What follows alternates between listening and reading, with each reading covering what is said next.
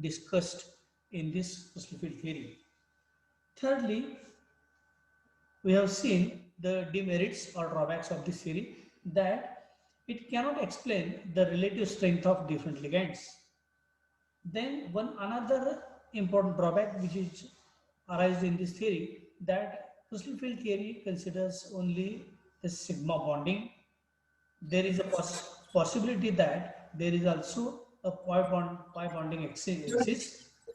That is, the multiple bonding may also exist, and this particular fact is not explained by this theory. Again, the theory does not explain or does not give any idea about the charge transfer, that is, the transfer of charge from metal to ligand or from ligand to metal. So, because of transfer of charge, certain complexes they do show certain colors.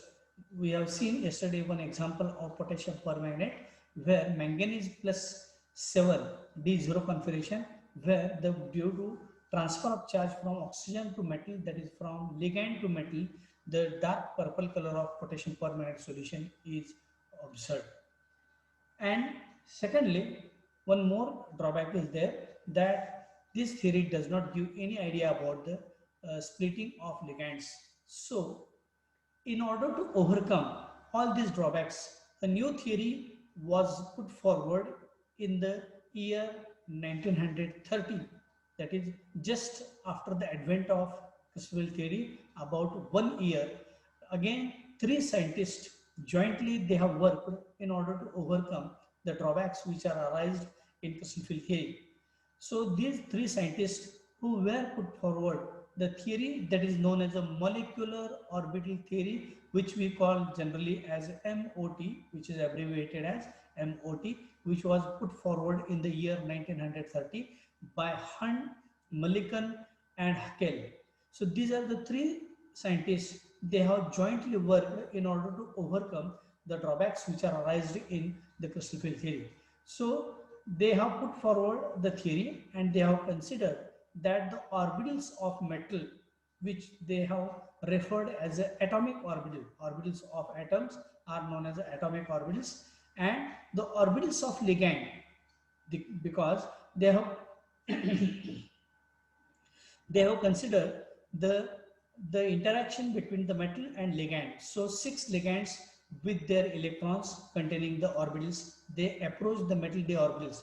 So here these six orbitals of ligand, what they called as ligand group orbitals, which is generally abbreviated as LGOs. So the AOs of metal and LGOs of six ligands, they interact with each other and they can form new orbitals. Those are falling into three different categories. One is bonding, another category is anti-bonding, and third category is non-bonding. So in the year 1930, this theory was put forward by Hunt, Millikan and Haeckel. So the theory, the main emphasis of this theory that is given, that there is an interaction between the metal orbitals as well as the orbitals of ligand, and according to this theory, these orbitals are known as LGOs, ligand group orbitals. So whenever possible, you can note all these points, because we are going to draw a big diagram consisting of 30 atomic and molecular orbitals. Perhaps you might be aware that during your BSc part 1, you have drawn the molecular orbital diagrams for different molecules. In this, during this year, we have to see how a particular molecule is formed. We have seen only homoatomic molecules, but we are going to study in this aspect the heteronuclear atoms, where a metal and the ligand group orbitals are involved so as to form the molecular orbital diagram.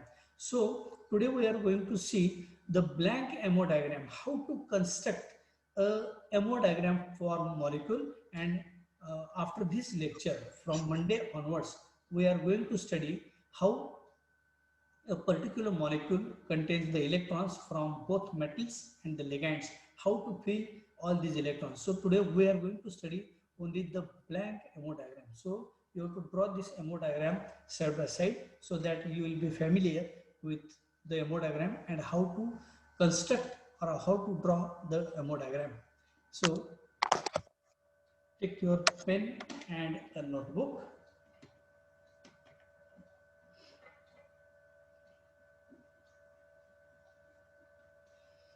So this molecular orbital theory, which was proposed in the year 1930 by Hunt, Millikan and Huckel. And according to this theory, the 9 significant orbitals, this word is very important, the 9 significant orbitals of metal, they are classified into 4 classes. So, according to this theory, the 9 significant orbitals, which are those 9 significant orbitals? We know that the 3d orbitals of metal are involved. We know d orbitals are 5 in number. Then the 4s orbital is also there, which is only one orbital, and 4p electrons or 4p orbitals are involved. These are 3 in number. So 5 plus 1, 6 plus 3, there are 9 significant orbitals are there, and these 9 significant orbitals of metal are now classified into 4 classes. This is first, second, third and fourth. Now, according to this molecular orbital theory, the first class or first type is that here they have considered only the 4s orbital. Then they have considered the 4p orbitals, which are 3 in number. Then the 3d orbitals, 2 orbitals they have considered, and another class, 3d orbital, where 3 orbitals are there. Here the 4s orbital, according to this molecular orbital theory, the 4s orbital is a single orbital like this. This is a spherically symmetrical 4s orbital, x-axis, y-axis, z-axis, a single orbital. This single orbital, which is referred as a 4s orbital, according to this molecular orbital theory, this is named as A1G. You should be familiar with this notation. According to molecular orbital theory, the 4s orbital is called as A1G. Now 4p orbital. 4p orbitals, p orbitals are 3 in number. We know the 4px. This is 4px, orientation along the z-axis. Then the 4py, orientation along the y-axis, and the 4pz orbital, orientation along the z-axis. So there are 3 orbitals, that is known as, these 3 orbitals are having equal energy content, that is known as a degenerate set of orbitals, and according to molecular orbital theory, this is known as T1U. So you must remember the word T1U for the triply degenerate. These are the 3 orbitals. The word triple is meaning that is 3 orbitals are there. Hence it is a triply degenerate having equal energy content, known as a T1U. The third type, which consists of the 2 orbitals, and fourth type consists of 3 orbitals. As we know, according to crystal theory, 3d orbitals, that is 3d x square minus y square. This orbital is known as 3d x square minus y square orbital, and another orbital that is known as the 3d z square orbital. So this is known as a 3d z square orbital.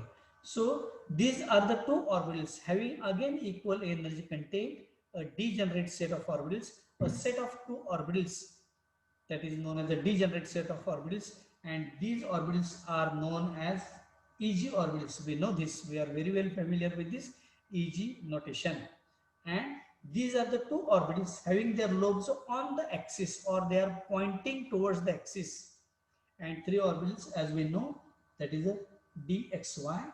Orbital lobes are in between x and y axis. This is known as a dxy orbital. Then dyz orbital. Orbital lobes are in between y and z, known as a dyz. And dxz. This is dxz. This is a 3dxz.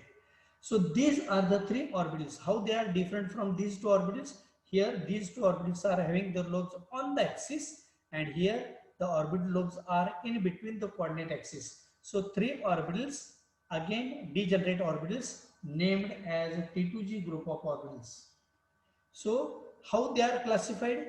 A1G, essentially 4s orbital, T1U 4p orbital, EG 3d orbital, and T2G orbital. So in brief, if we want to write the four types, you can write this as like this. First is a 4s, which is known as a A1G. So whenever 4s orbital is there, we have to denote this orbital as a A1G. Second, 4p orbital is known as a T1U. Then third orbital is a 3d orbital, that is known as a EG group of orbitals. And fourth type is again 3d orbital. It is known as a T2G group of orbitals. So according to molecular orbital theory, the 9 significant orbitals are now classified into 4 different types: A1G, T1U, EG, and T2G. Now, the A1G, T1U, and EG, this is one orbital. These are the three orbitals: 4px, 4py, 4pz, and these are the two orbitals. These 6 orbitals, they are responsible to form sigma bonding between metal and the surrounding ligand. So these are the 6 orbitals named as A1G, T1U, and EG are responsible to form the metal ligand bonding in the complex. And the remaining 3 orbitals, these are the 3 orbitals, they are having their lobes in between the coordinate axis, and hence they are responsible for the formation of a pi bonding. So pi bonding is not considered according to molecular orbital theory. Pi bonding is not considered according to molecular orbital theory, and hence these orbitals are remain non-bonding. These orbitals are known as non-bonding molecular orbitals. So this is how we are now familiar with the 4 different types. So based upon this particular primary idea, we have to construct the MO diagram. So now we are going to draw MO diagram, and you have to draw this MO diagram side by side. I will tell you where you are doing certain mistakes. So if the first diagram, that is a blank diagram, that is, if you come across any difficulty, you can rectify in the subsequent diagrams. So the MO diagram, we are going to consider that just now we have seen that 9 orbitals are contributed by metal, 4s, 4p, and 3d, plus 6 orbitals of ligand are there. So total number of orbitals will be 15 atomic orbitals are there. The orbitals of metal are known as atomic orbitals, and the group of orbitals of ligand are known as LGOs, known as ligand group orbitals. So if 15 atomic orbitals are there, then an equal number of newly formed orbitals must be formed. Those are known as molecular orbitals. So 15 atomic orbitals are there. Those 15 atomic orbitals give rise to new orbitals known as molecular orbitals. So in the molecular system, there must be 30 orbitals. So 30 means 15 atomic orbitals and 15 molecular orbitals. So you have to draw the diagram side by side like this. So take your notebook. Now this diagram requires one full page. So as usual, we know that at BSc 1 level, on extreme left hand side, you have to show increasing energy like this. You have to show this increasing energy. Now, first of all, we are going to show the 9 significant orbitals, because at the top we have to show certain orbitals, and also at the bottom we have to show certain orbitals, and on the two lateral sides we are going to show the orbitals. So first of all, the orbital, 3D orbitals, those are 5 in number. Show these 5 orbitals of metal. Show these 5 orbitals. You are familiar how to show these orbitals. These orbitals are known as the 3D orbitals. Then after 3D, you have to show the 4s orbital like this. 4s orbital, that is a s atomic orbital, only single. 5 3D orbitals are there. Then you have to show 4px, 4py and 4pz. This is 4p orbitals. So these are total 9 significant orbitals of metal. So here we have to write commonly as these are atomic orbitals of metal, or atomic orbitals of metal ion.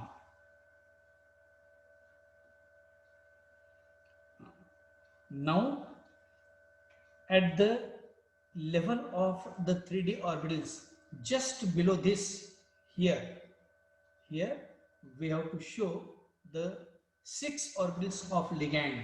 So first ligand, second ligand, third, fourth, fifth and sixth, as we are going to consider an octahedral complex. So we have to show the 6 orbitals of ligand, and as it is a group of orbitals, hence we call this as LGOs. If you want, you can write this as ligand group orbitals. These are known as ligand group orbitals, LGOs. 6 LGOs are there. While showing these LGOs, you have to show the difference in the energies of the metal and the ligands. Ligands always to be shown at much lower in energy as compared to the orbitals of metal, because ligands are negatively charged, and hence those ligands which are having negative charge, the energy of which is very low as compared to the metal orbitals. So you must remember one word, that is 6 ligands, they can form a composite symmetry orbitals. What is a composite symmetry? So these orbitals are somewhat like these orbitals. So this is known as a composite symmetry orbitals. Now, just now we have seen that 3D orbitals are classified into 2 classes. So you have to label these 2 classes. First set of 2 orbitals is known as a EG. Second set is known as a T2G. So in your diagram, you have to label these 5 orbitals as EG and T2G. Now, after labeling these 5 orbitals in 2 sets, EG and T2G, amongst which only EG group of orbitals are responsible to form sigma bond. T2G orbitals do not take part in mixing, so they remain non-bonding, as just now we discussed. And the common name according to molecular orbital theory that we have to give for 4s orbital is A1G. So 4s orbital is always known as A1G. And 4p orbital, just now I have seen a triply degenerate orbitals. T stands for triply degenerate. This is UNGERADE, ungerad, which is a Greek word, means it is a set of 3 orbitals having equal energy content but differ in their space orientation, 4px, 4py and 4pz. So here you can also label this is as a 4px, 4py and 4pz. This is a 4s atomic orbital, no doubt. This is again 3d x square minus y square. This is a 3d z square orbital, as we know. This is a 3d xy, 3d yz, and 3d xz. We know this.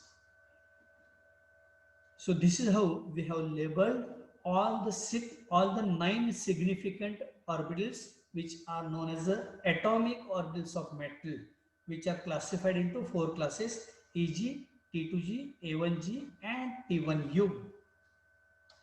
Now, just now you have seen that in the formation of octahedral complex, according to molecular orbital theory, 6 composite symmetry having same symmetry as those exhibited by the metal, the 6 composite symmetry orbitals are formed. So first orbital that we have to label as a A1g. First orbital is a A1g. Label this orbital as A1g. Then a set of 3 orbitals. These are the 3 orbitals named as a T1u. Triply degenerate group of 3 orbitals known as a T1u. And the remaining 2 orbitals named as Eg orbitals. So A1g, 1 A1g, 3 T1u, and 2 Eg. These are known as the 6 orbitals. They are responsible to form the sigma bonds with the metal orbitals. Again, it is showing I am running out of time. So if even though I am unable to complete this diagram, we are going to continue the same diagram on Monday also. So here, 6 composite symmetry orbitals are formed. Composite symmetry orbitals means here, just now we have seen that T2g orbital, the orbital lobes of these 3 orbitals are in between the coordinate axis. So whenever a set of orbitals having the lobes in between the coordinate axis, they are always responsible to form pi bonds. So these orbitals are not involved in the molecular system, and hence they remain non-bonding. These are the 2 orbitals, they are responsible to form sigma bond. This is single orbital that is also responsible to form a sigma bond, and these are the 3 orbitals which are also responsible to form a sigma bond. So this is how the 6 sigma bonds between metal and ligands are formed. 3 bonds are formed on account of T1u, 1 bond on account of A1g, and 2 bonds on account of Eg. So when the atomic orbitals of metal and LGOs, composite symmetry orbitals of LGOs, when they overlap each other, then they can form newly formed orbitals, which are known as the MOs, known as the molecular orbitals. So in the central part of the diagram, we are going to show here 15 newly formed orbitals. Those are known as molecular orbitals. So this is how we are going to construct the MO diagram. Now, as we are having short of time, today I am going to share one uh, worksheet for you, where you have to show the occupancy of electrons in different levels.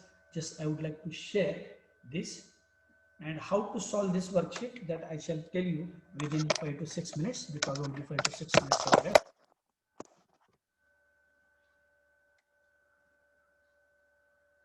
I have to share.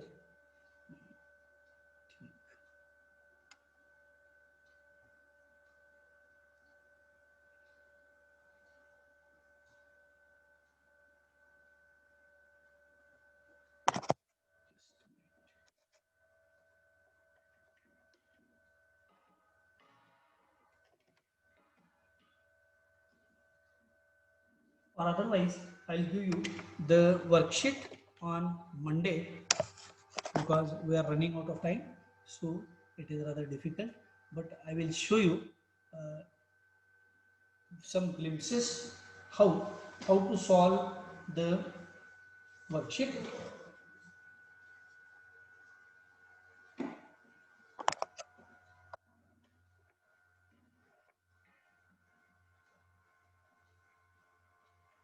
In the worksheet, perhaps I may share the worksheet today. In the worksheet, I have given so many ions like this, that is Ti plus 3, then vanadium, manganese, up to zinc, copper, etc. are given. You have to arrive at here the metal ion configuration is there. You have to first of all arrive, I have prepared one tabular form. You have to first of all arrive at the d orbital configuration. For example, if it is Mn plus 2 ion is there, then you have to arrive at the d orbital configuration. So for Mn plus 2, the ground state electronic configuration is 4s2 3d5. So you have to show after loss of these two electrons, the d orbital configuration is the d5. So under this column, you have to write d5 for every ion. Then the third column that I have shown here, is E, fourth column is a T2, and last column is, I think it is a delta O value that we are not going to calculate. Only we have to show the distribution of electron. So here E orbitals are 2 in number, those I have shown like this. T2 orbitals are 3 in number, those I have shown. And your job is to fill all the 5 electrons. As we know that in tetrahedral complexes, the energy gap between E and T2 is very small. So because small energy gap is there, first of all, the electrons occupy the low energy E orbital, then the next electron occupies the T2 orbital. So the 5 electrons can be shown as like this. This is first electron in this orbital. It is not necessary to show this orbital. Second electron that we have to show here, and the third, fourth and fifth electron that you have to show like this. So you have to complete in this manner the worksheet. The occupancy of electrons here, as we know, why these electrons do not pair here, because the energy gap between E and T2 that is small enough. So less amount of energy is required to place the electron in high energy T2 group of orbital, and hence the process is energetically favorable, and hence these electrons occupy the high energy EG orbitals.